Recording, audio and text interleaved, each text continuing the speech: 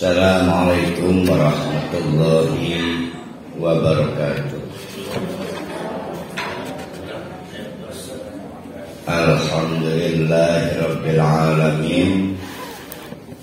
Nahmaduhu wa nasta'inuhu wa nastaghfiruh. Wa na'udzu billahi min syururi anfusina wa min sayyiati a'malina. May yahdihillahu fala mudilla lahu wa may yudlilhu fala hadiya lahu. Asyhadu an la ilaha illallah wa asyhadu anna Muhammadan abduhu wa rasuluh la nabiyya ba'da. Kita insyaallah masih akan meneruskan kajian surah At-Taubah yang bergabung bersama Zoom. Mudah-mudahan audionya sudah lebih baik. Kita akan memasuki paragraf baru dari surat At-Taubah, yaitu bagaimana respon terhadap suatu perintah perang.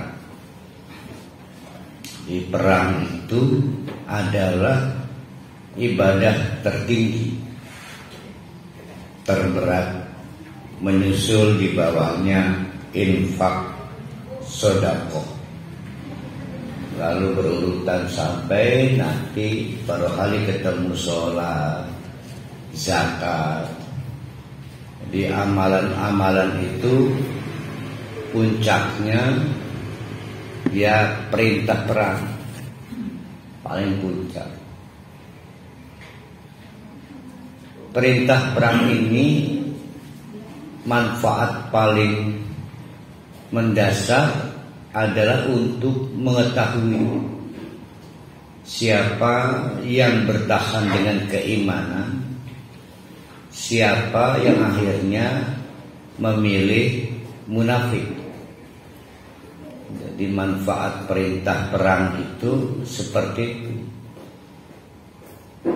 Apakah amalan-amalan soleh lainnya tidak memiliki manfaat seperti itu? Sama. Seperti sholat juga. Ketahuan siapa yang sholatnya karena Allah, siapa yang tidak karena Allah. Tapi perang adalah sesuatu yang paling efektif untuk mengetahui siapa yang bertahan dengan keimanan, maka dia berangkat perang. Bahkan cara meresponnya tidak memakai waktu. Bahasa pontangnya getap. Kata kuncinya infiru, nun fa ro. Jadi bergegas cepat. Kalau bahasa Serang getap. Jadi tidak memakai waktu. Dia langsung maka itu disebut orang beriman. Tapi kalau masih mikir lagi sampai akhirnya batal berangkat atau batal mengerjakan amal soleh, maka kelihatan tuh kemunafikannya. Nah, maka ayat yang akan kita kaji pada pagi hari ini menyangkut respon terhadap pembahasan perang itu. Ya.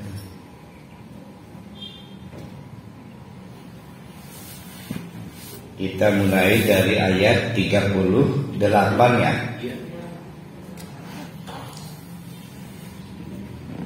Ya ayyuhalladzina amanu, siapapun kalian yang mengaku telah menyatakan beriman, maka ada konsekuensinya, yaitu konsekuensi membuktikan keimanan. Jadi semua pernyataan kita itu ada konsekuensinya. Itulah kenapa di belakang ya ayyuhalladzina amanu selalu berisi tantangan seperti kutiba alaikumusiyam. Ya. Siapapun kalian kalau mengaku beriman, ya buktikan iman, yaitu dengan berpuasa Ramadan. Misal, di sini sama nih. Ya ayyuhalladzina amanu, hai siapapun kalian yang mengaku telah beriman kepada Allah, maka ada tuntutan untuk membuktikan iman itu, yaitu apa? Idza qila lakum, pada saat kalian dikomando, dikatakan kepada kalian, diperintahkan kepada kalian infiru. Nah, itu yang saya tadi sebut ya, infiru. Jadi infiru itu berangkat dengan cepat. Berangkat dengan cepat, semakin getap itu bergegas, semakin tinggi nilai keimanannya. Infiru, ayo bergegas kalian fi sabilillahi, untuk berperang di jalan Allah ya. Karena ayat ini nyambung ke yang di atasnya, itu soal perang Tabuk. Perang Tabuk itu luar biasa berat. Pertama, musuh yang akan dihadapi tidak main-main, yaitu suatu negara imperium, yaitu Romawi. Sudah begitu perjalanan yang akan ditempuh berat, yaitu ke arah Tabuk utara Madinah. Berarti sekitar 600 km kalau ditempuh perjalanan pasukan perang pada saat itu 15 hari. Sudah begitu cuacanya panas. Sudah begitu tidak cukup peralatan, sehingga satu onta harus bergantian ditunggangi oleh beberapa prajurit ya, karena jumlah onta yang terbatas. Berat itu, luar biasa berat.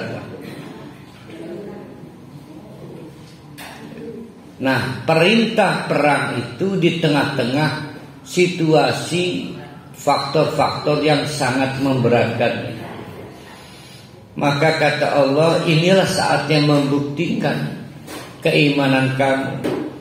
Allah bertanya, kenapa sih apabila diminta bergegas berangkat perang, pada saat itu perang Tabuk, tapi umum termasuk sekarang, saqaltum, kamu merasa berat?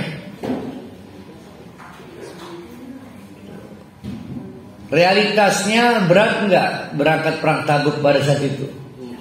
Berat. Realitas. Tapi yang dipersoalkan Allah, saqaltum, kenapa kamu merasa berat? Saqaltum, kenapa kamu merasa berat? Jadi yang bikin berat itu bukan realitas, karena realitasnya belum ditempuh, belum terjadi. Yang bikin berat itu adalah rendahnya keyakinan bahwa Allah pasti menolong. Ya. Jadi karena rendah keyakinan bahwa Allah akan menolong siapapun yang berjuang fisabilillah, akhirnya realitas-realitas yang akan dihadapi menjadi apa disebutnya itu, perintang ya. Saqaltum ilal ardi, kamu merasa berat di bumi ini, padahal belum berangkat, tapi kamu merasa berat. Jadi merasa berat itu persepsi. Tapi Ustaz, itu berat memang. Kalau kita berangkat ke Tabuk kan belum di jalan. Jadi sama dengan sholat tahajud, mandek kaya, atis, ngantuk mandek kaya, kan belum di jalan, sehingga merasa berat. Araditum bil hayatid dunya minal akhirah. Apakah itu karena kamu lebih senang dunia daripada akhirat? Jadi lebih senang dunia daripada akhirat. Kalau kita dengan latar belakang perang Tabuk, kita urut sekarang ya.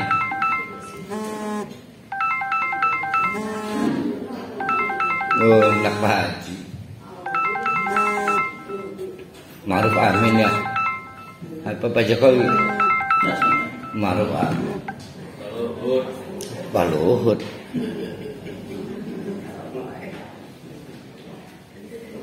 Perang Tabuk itu berat. Kenapa berat? Karena yang akan dihadapi Romawi. Nanti kalau saya mati gimana? Nanti kalau saya kalah gimana? Nah, itu yang disebut dengan kamu merasa senang dunia daripada akhirat. Jadi takut mati, takut kalah, itu semua dunia. Perang Tabuk itu kalau kita jalani, belum terjadi nih, itu berat. Kenapa berat? Jalan untuk ke Tabuk membutuhkan perjalanan 600 km sehingga 15 hari, berat. Apakah kamu lebih senang dunia daripada akhirat? Karena kalau orang lebih senang dunia, pegel aja. Pegel. Tidak pengen pegel itu senang dunia. Jadi orang pengen pegel. Sehingga beberapa orang tua bisa bapak mening umah baik. Kita bisa ngwakili wong tua kayak ronde baik seumah diwakili. Ya kan? Kata ayahnya, ini adalah momentum terbaik saya berangkat menuju surga Allah. Jangan cegah saya. Krunya baik, bukan gering. Nah, bukan gering itu artinya senang dunia daripada akhirat. Jadi orang takut sakit, takut capek, takut miskin. Itu semua gangguan dunia. Gangguan dunia. Wise Bapak Mursamilu, aduh Jakarta pun bukan gering. Nah, itu namanya takut senang dunia daripada akhirat. Perang Tabuk itu berat. Kenapa berat? Cuacanya panas pada saat itu. Panas. Kebayang tidak? Gurun pasirnya, efeknya panas. Harus kita tembus sepanjang 15 hari. Nah, itu disebut juga lebih senang dunia daripada akhirat. Karena takut sakit di kakinya, takut nyeri, takut pahit semua. Jadi istilah lebih senang dunia itu bukan berarti selalu melulu pengen uang, harta, bukan. Tidak mau sakit, tidak mau menderita. Di dunia ini inginnya senang, inginnya sehat, inginnya tidak sakit. Nanti aja di akhirat sakitnya di neraka berarti kan. Nanti aja kalau menderita di akhirat di neraka. Nah, kita balik sebagai orang beriman, mendingan gering siki tapi sehat di akhirat berarti di surga. Mendingan menderita sekarang tapi senang di akhirat berarti surga. Itu pola berpikirnya yang memang terbalik. Maka ditegaskan oleh Allah, fama mata'ul hayatid dunya fil akhirah illa qalil. Padahal segala hal tentang dunia itu cilik. Kenapa kecil? Bandingannya surga. Takut sakit di dunia kecil bandingannya sakit di neraka.